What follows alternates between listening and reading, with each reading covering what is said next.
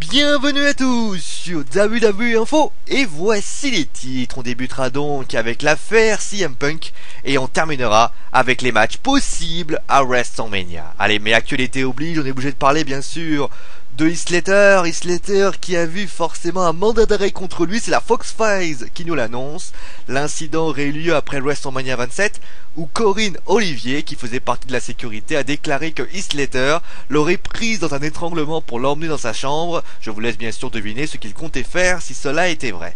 Par cet étranglement, cette jeune femme affirme donc que cela ait causé des dommages à 5 vertèbres de son dos, et pour corroborer ces faits, elle prétend que d'autres superstars auraient été présents, mais aucun ne l'a défendu. Précision importante, s'il y a plainte, elle ne serait que sur Heath Slater et non la WWE, mais forcément, Heath Slater d'ailleurs réagit, il a déclaré que tout ce qu'elle racontait cette jeune femme est totalement fausse, mais la WWE attend en tout cas les suites de cette affaire avant de prendre une décision. Moi, mon avis personnel, il est très simple.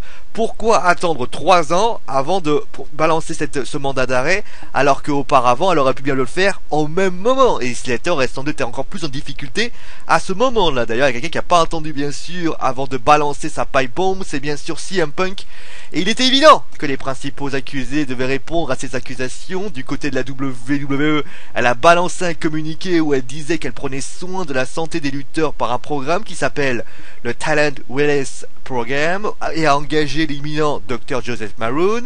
Pour Vince McMahon, qui s'est exprimé lors du podcast Stone Cold Steve Austin après WWE, où il a déclaré n'avoir pas écouté l'intégralité du podcast de Cabana, et comme réponse il a déclaré qu'il espérait une réconciliation et il cite des lutteurs comme Hulk Hogan, le Ultimate Warrior ou Stone Cold Steve Austin. Vince McMahon s'est également excusé d'avoir renvoyé CM Punk lors de son mariage, mais pour lui c'est une simple coïncidence. D'ailleurs Punk a répondu que c'est du cinéma, car pourquoi s'excuser maintenant alors que son mariage était en juin? Non, c'est pour lui, c'est simplement pour lui faire du mal. Pour Triple H, pas de fioriture, il veut tuer CM Punk par ses accusations sur lui, et la fédération déjà blacklisté Colt Cabana de la WWE.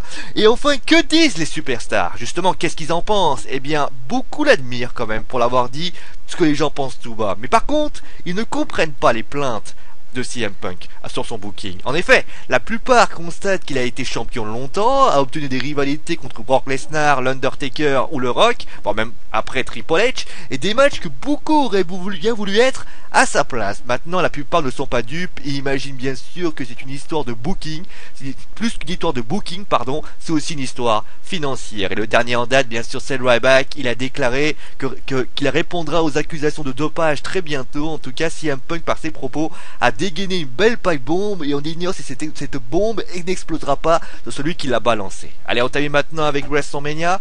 La route des Survivor Series est terminée, on le rappelle, bien forcément avec un excellent match entre la Team Autorité et la Team John Cena, et on parle déjà de la route vers WrestleMania. Il y a pas mal de spéculations font bon train, et donc les matchs qui seront proposés bien sûr en avril.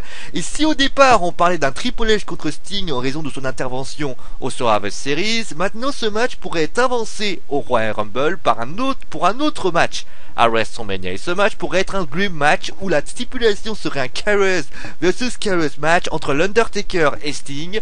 Pour le moment, on dit que ce serait Sting le vainqueur, mais il n'est pas interdit que l'Undertaker décide aussi de raccrocher les crampons. Et donc, s'il n'y a pas de Sting contre Triple H, qui va affronter ce dernier? Eh bien, ce serait John Cena, puisque je vous rappelle qu'il est le seul capable de redonner le pouvoir à l'autorité en cas de victoire de Hunter. Belle idée, mais le seul souci, c'est de savoir l'intérêt de Cena pour ce match. Maintenant, d'après Roald Feinstein de Rare F Video, l'Undertaker aurait déjà mis fin à sa carrière, et donc on se retrouverait donc avec le plan A, avec un Triple H contre Sting à WrestleMania. Allez, c'est la fin de WWE Info, on se retrouve donc demain pour les renvois à venir et les résultats de NXT. Allez, c'est mon animaux, parce que je l'ai dit. Allez, ciao à tous!